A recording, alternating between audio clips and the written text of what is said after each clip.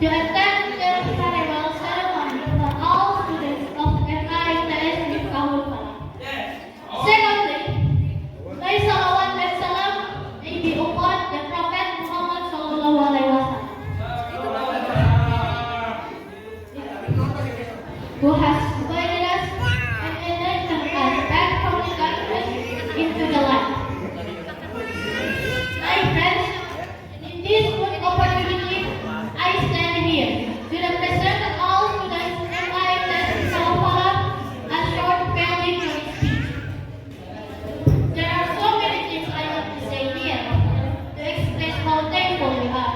We cannot find a word to describe all the tears of joy of remembering all memories that we have been through during the past 3 years. All we want to say is that we are proud to belong here, to study here, and to have all the great teachers we have ever met. I also want to say thank you for all the teachers of MITS in Kalpala who have taught us, educated us, and guided us, so we can pass this exam easily, and allowing us to have further knowledge from them.